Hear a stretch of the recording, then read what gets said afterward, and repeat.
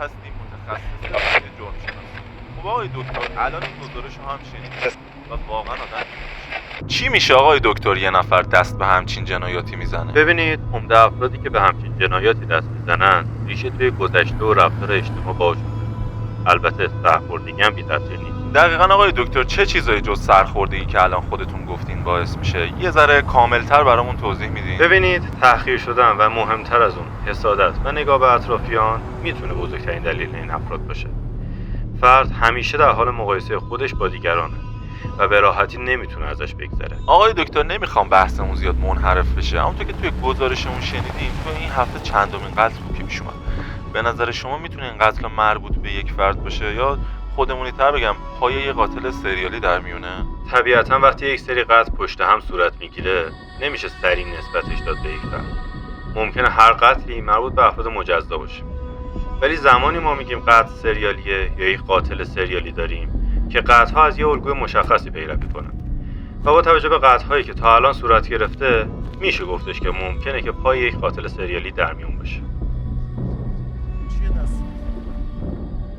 چه نقطه مشترکی بین این افراد کشته شده یا مقتولین وجود داره؟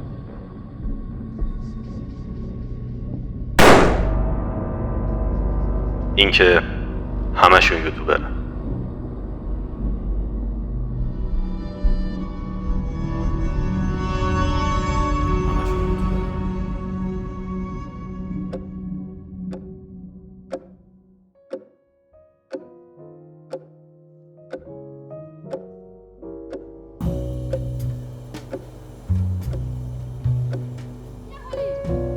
من از صبح متنفرم و هر چیزی که راجع به صبحه ازش بدم میاد و بدترین بخشش لحظه‌ایه که چشممو باز میکنم و باید هر روز این قضیه رو تحمل میکردم، ولی امروز برای من خیلی خیلی فرق میکنه.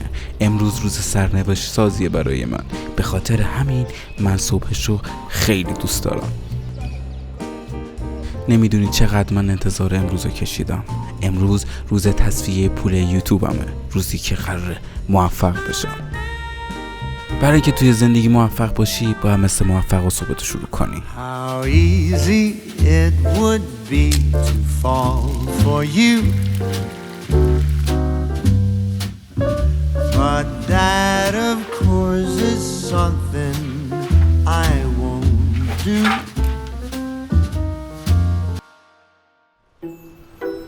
وقتی که به مترو رسیدم یه فکری به ذهنم زد. من یه عمر با مترو همه جا میرفتم، ولی امروز برای من فرق داره. من دیگه علی زودیه که سابق نبودم و از امروز باید مثل ثروتمند زندگی میکردم. پس گذشتم و سعی کردم بشکنم. اون روز برای اینکه پول یوتیوبمو بگیرم با دربست رفتم و توی راه به تمام لحظات بی پولیم فکر میکردم و به اینکه این روزا قراره تمام بشه منو واقعا خوشحال میکرد. استرس دارم، نمیدونم چمه، هم خوشحالم هم میترسم. آقای زودیاک بفرمایید داخل. داره تلفن صحبت میکنه. فکر کنم اونقدر حجم پولم زیاده نمیدونه باید چی کارش کنه، ولی اونجا یه خبری به من داد که مسیر زندگی منو عوض کرد. چنل شما این ولی ترافیک خورده. این ولی ترافیک واژه‌ای که زندگی منو نابود کرد. حالا این ولی ترافیک چیه؟ این آرتینه. آرتین وقتی از مدرسه برمیگرده همیشه علیزودیا رو نگاه میکنه و کلی خوش میگذرونه، ولی یوتیوب آرتین رو ربات تشخیص میده و هیچ پولی به علیزودیاک نمیده. علی بازم باختی. داستان همیشگی تو همینه. تویی که امید داشتی با پول یوتیوب تشکیل خانواده بدی و با زن و بچت بری هندونه بخوری. یوتیوب غرورمو شکوند، شخصیتمو نابود کرد و همه آرزوامو از بین برد. باید هر چیزی که راجع به یوتیوب بود و توی زندگیم نابودش میکردم تا هیچ وقتی که بهش فکر نکنم.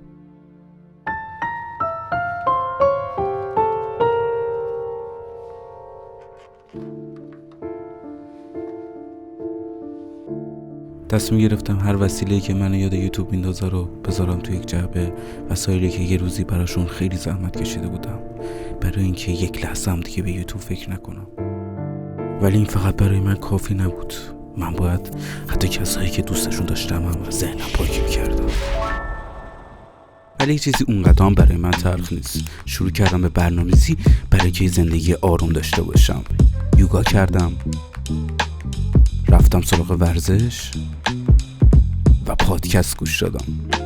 خودتو دوست داشته باش، بقیه رو بیشتر، و سعی کن هر چیزی که تو رو به افکار منفی وا میندازه ازش دوری کن و این رمز عشقه.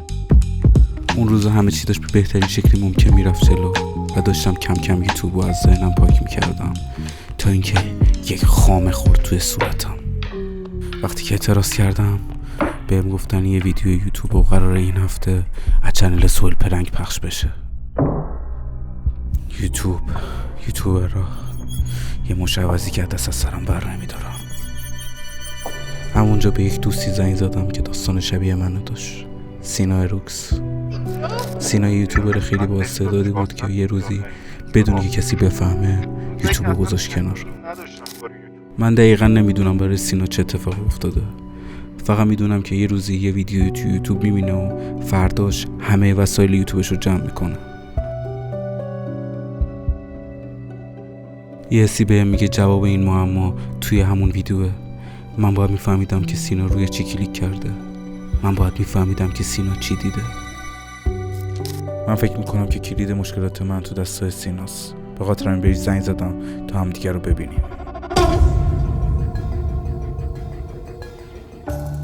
وقتی که سینا رو دیدم داستانم براش تعریف کردم و سینا به من گفت مشکل فقط از یوتیوب نیست، مشکل از یوتیوبراست. وقتی ازش پرسیدم که چی تو یوتیوب دیده که بیخیال همه چیز شده، هیچی بهم نگفت، ولی بهم گفت راه حل مشکل تو دست آریو اسکیله. آریو اسکیل، کسی که مسیر زندگی منو عوض کرد. هر جور شده بود با هم فهمیدم که آریو اسکیل کیه. از آریو اسکیل زیاد چیزی تو اینترنت نبود جز یه سایت که زندگیشو نوشته بود. آریو اسکیل یه یوتیوبری بوده که محتوای آموزشی میساخته، ولی بعد یه مدت بیخیال ویدیو ساختن میشه تا اینکه تصمیم میگیره یه پلیلیستی به اسم راه سعادت یوتیوب بده. ولی یوتیوب پلیلیستش رو یوتیوب کامل پاک میکنه و طبق گفته هر کسی این پلیلیست رو ببینه به بهشت یوتیوب میرسه. تو همین اینی که داشتم با آریو اسکیل فکر میکردم اتفاقی که نباید افتاد. تو این ویدیو میخوایم راجع به این علیزودیا که احمق صحبت کنیم. ویدیو رضاینه، ویدیویی که من احمق نشون داد، خودمو مسخره کرد، ویدیومو مسخره کرد.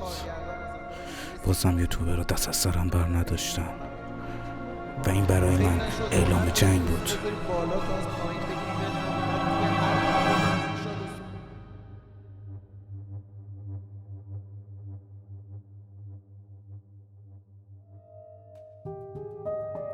رفتم سراغ بهترین هدیه‌ای که گرفتم. سینا اروکس تنها کسی بود که ویدیو آریو اسکیل رو داشت. وقتی رفتم فیلم آریو رو باز کردم شامل 7 ویدیو بود و یه دونه نوت. وقتی نوت رو باز کردم توش نوشته بود که امیدوارم حالت خوب باشه و نمیدونم که چی شد که به اینجا کشیده شدی و ازم خواهش کرد که همه ویدیو رو به ترتیب ببینم و من روی اولین ویدیو کلیک کردم. سلام، من آریو اسکیلم. اگه این ویدیو رو میبینی احتمالا یا من دیگه نیستم یا یوتیوب ویدیومو پاک کرد. من این ویدیو رو دقیقا برای تو ساختم. آریو اسکیل توی ویدیو اولش داستان یوتیوب برام تعریف کرد، اینکه یوتیوب روزگاری مکان مقدسی بوده و توش پر از محتوای به درد بخور بوده، تا اینکه یه روز زامبی‌ها به شهر حمله کردن. یه سری یوتیوبری که هیچ چیز جز پول درآوردن براشون مهم نبوده و یوتیوب به مرکز گناه تبدیل کردن. آریو اسکیل گفت بیا یوتیوبی رو تصور کن که امثال این آدم‌ها دیگه وجود ندارن. برای اینکه یوتیوب روزی خوشش برگرده سراغ این یوتیوبرها برو و یوتیوب از شر این گناهکارا نجات بده. آریو اسکیل گفت اولین یوتیوبرایی که باعث نابودی یوتیوب شدن یوتیوبرایی بودن که جز خوردن هیچی براشون مهم نبود. یه سری یوتیوبر که فقط غذا می‌خوردن و باعث پرخوری می‌شدن و شکم پرستی اولین گناه یوتیوبه. و گفت برو سراغ بزرگترینشون و تا زمانی که این گناهو پاک نکردی ویدیو بعدی رو پخش نکن. آریوسکی راست میگفت. همه مشکلات من به خاطر گناه این یوتیوبراست. من باید میرفتم یوتیوب و از شر این گناه ها نجات میدادم. من دیگه منجی یوتیوب شده بودم، پس باید سراغ کسی میرفتم که درس عبرت بشه برای بقیه‌شون. سهیل سولبا. به همین راحتی نمیتونستم برم سراغ سهیل، به خاطر همین شروع کردم به برنامه ریزی. تو قدم اول شروع کردم به ایده پردازی و یک ایده پیدا کردم که به هیچ عنوان سولبا بهش نه نمیگفت. روزای خوب دیگه برای من تموم شده بود، به خاطر همین تصمیم گرفتم برای سهیل نامه بنویسم و توی نامم نوشتم که ایده خیلی بوم دارم که به نظرم خیلی میتونه توی یوتیوب موفق باشه. به سهیل گفتم بیا ویدیو بزرگترین ساندویچ دنیا رو بساز و تا زمانی که ساندویچ رو تا ته نخوردی ویدیو تموم نمیشه. اونا برای ویو هر کاری میکنن، حتی لازم باشه اونقدر ساندویچ میخورن که دیگه نفس نتونن بکشن. وقتی ازم پرسید کی این ویدیو تموم میشه، بهش گفتم هیچ وقت. شب گذشته یکی از فعالان فضای مجازی به نام سهیل باریکانی به طرز فجیعی به قتل رسید. پلیس دچار حمله قلبی و پارگی معده شده. نمیتونستم به خیال باشم. بازی شروع کرده بودم که باید تمومش میکردم. با سراغ بقیه‌شون هم میرفتم. سلام، دیگه دارم فرسته. آریوسکی توی ویدیو دومش یوتیوبرایی بهم نشون داد که ویدیوهای چالشی میسازن و بهم گفت این چالش ها همش دروغه. آریوسکی بهم گفتش که این یوتیوبرها هیچ کدومشون 24 ساعتاشون 24 ساعت نیست و هیچ کدوم از جایزه‌هایی که نشون میدن واقعی نیستن و بهم گفت برو سراغ این یوتیوبرها و گناه دروغو از یوتیوب پاک کن. من دیگه یوتیوبر حرفه‌ای شده بودم و میدونستم باید سراغ کی برم. بنیامین. به خاطر همین شروع کردم به بنیامین نامه نوشتن و به بنیامین پیشنهاد دادم چرا ویدیو 24 ساعت زندانی شده و نمیسازی. مرحله بعدی شروع کردم به طراحی زندان برای بنیامین، ولی زندان من یه فرقی داشت، اینکه بنیامین قرار بود بیشتر از 24 ساعت داخلش بمونه. دروغ. اونا عاشق دروغن. وقتی بخوان یه کاری راستش رو انجام بدن نمیتونن، کلافه میشن، سخت نفس میکشن. وقتی که بنیامین به من گفتش که از این زندان آزاد میشه، بهش گفتم هیچ وقت. من همشون رو دوست دارم، ولی میخوام گناه دروغ دیگه توی یوتیوب نباشه. آریوسکی که بخشی از زندگیم شده بود، نمیتونستم همجوری بیخیالش بشم. آریوسکی توی ویدیو بعدیش داستان یوتیوبرایی گفتش که هیچ کاری جز محتواهای جنسی انجام نمیدن و تمام زندگیشون رو محتوای جنسی گرفته. گو برو سراغ بزرگترینشون و گناه شهوت از یوتیوب پاک کن. من میدونستم باید سراغ کی برم. سمسنو از دوستای قدیمی من بود که یه دوره ویدیوهای فوتبالی میساخت، ولی بعد یه مدت که دید ویدیوهاش ویو نمیخوره شروع کرد به ساختن ویدیوهای جنسی. حسام دوست من بود، ولی از اصل خودش خیلی فاصله گرفته بود. وقتی رفتم پیشش ازش خواهش کردم که بیخیال این سبک ویدیو بشه، ولی اون گفت تو بهترین دوران کاری خودشه و من ازش خواهش کردم برگرده به اون دورانی که ویدیوهای فیفایی میساخت، ولی اونجا چیزی به من گفت که فهمیدم حسام قابل تغییر نیست. میدونی چی مهمتر از رونالدوه؟ زن رونالدو. اون شب سعی کردم پیش حسام بمونم، ولی من نمیدونستم بیخیال گناهکارا بشم. حسام دوست من بود، من بهش فرصت دادم ولی اون قبول نکرد. من سعی کردم حسامو از گناه نجات بدم. دیگه بحث یوتیوب نبود، من به کشتن یوتیوبر عادت کرده بودم. آریوسکی توی ویدیو بعدیش داستان یوتیوبرایی گفت که محتوایی به عنوان رست میسازن، ولی هدف هیچ کدومشون جز عقده‌گشایی چیزی نیست. یوتیوبرایی که جز مسخره کردن و توهین به یوتیوبرای دیگه کاری ندارن و هرچی که عقده‌سو میارن جلوی دوربین. آریوسکی گفت برو سراغ این یوتیوبرا و گناه عقده رو از یوتیوب پاک کن. من میدونستم باید سراغ کی برم. باید سراغ کسی میرفتم که منو به اینجا کشونده، رضا آینه. و من دست به بزرگترین سلاح بشری زدم و روی ویدیویی که راجع من ساخت استرایک زدم.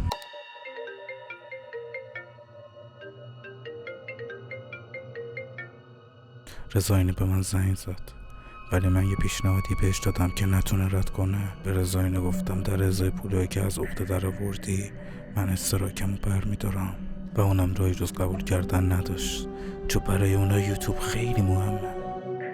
و رفتم سراغ هدیه که سینا به من داد و به من گفت تا ویدیو 4 باز نکن.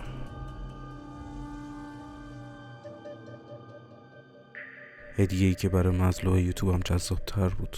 هدیه‌ای که میتونست یوتیوب بهش تبدیل کنه. داره به نوک اصله هم نگاه میکنه، این بار به جای دوربین.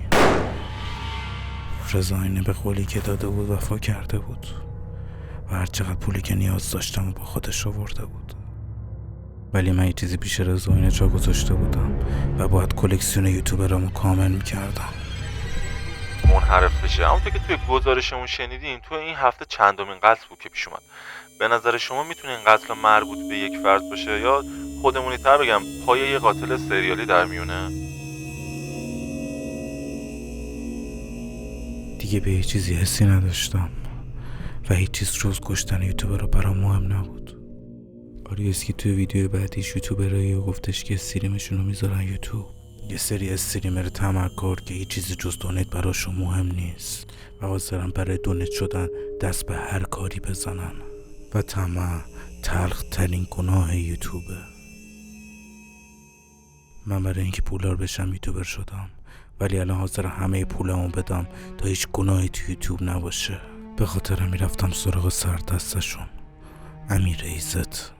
برای که یه استریمر به طلب اندازه زیاد لازم نیست کاری بکنی. مرحله اول باید دونیتش کنی، مرحله دوم یه کاری کنی از جاش بلند نشه و مرحله سوم دونیتت چاپ بشه.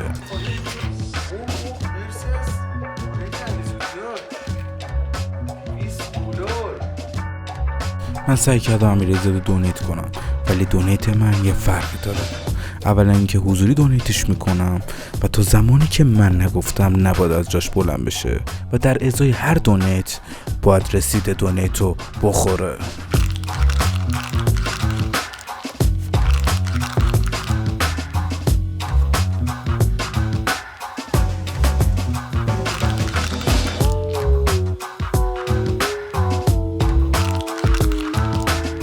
و این فرایند تا زمانی ادامه داره که بدنشون پر از سلولوز بشه.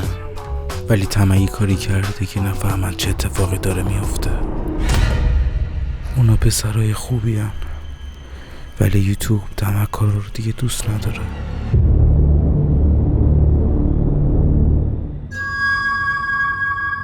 سلام علیکم. خوشحالم باز میبینم. خوشحالم دارم با این آری اسکی تو ویدیو بعدیش داستان یوتیوبرایی گفتش که تامنیلای دروغین درست میکنن.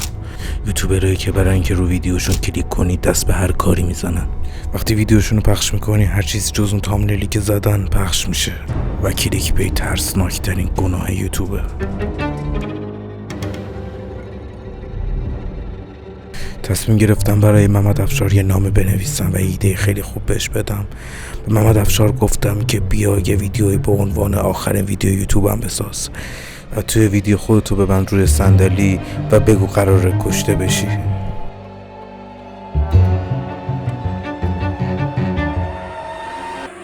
ویدیو بالا اونا برای ویدیو بالا هر کاری میکنن. محمد افشار به راحتی درخواست منو قبول کرد. وقتی رفتم پیشش فقط یه نگرانی داشت. به نظر کلیک خور است. همه چیز برای یه صحنه فوق‌العاده داشت آماده میشد. سلام بچه‌ها، خوش اومدید به این ویدیو. امروز قراره که علیزاده منو گروگان بگیره و منو بکشه. حتما اگه خوشتون اومد این ویدیو رو لایک کنید و سابسکرایب یادتون نره.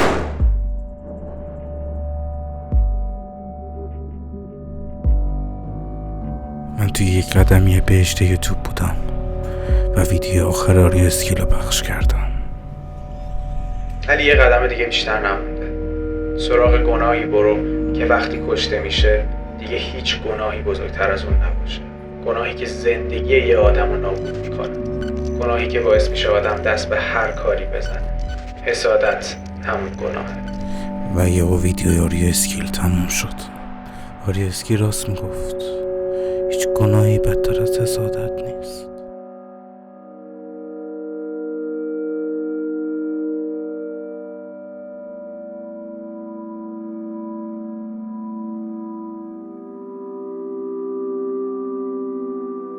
حسادت زندگی همه رو نابود میکنه و بیشتر از همه زندگی خود آدمو. بین این همه یوتیوبر کدوم یوتیوبره که زندگی بقیه رو به خاطر حسادت داره نابود میکنه و بیشتر از همه خودش توی عذابه؟ اینا همشون پسرای خوبی بودن و کاری به کسی نداشتن. من بودم که حسادتم باعث نابودی زندگیشون شد. من به خاطر حسادتم دست به هر کاری زدم، حتی به غذا خوردنشونم حسودی کردم. بین این همه یوتیوبر کدومشون مرتکب گناه حسادت شده؟ و من مرتکب بزرگترین گناه یوتیوب شدم.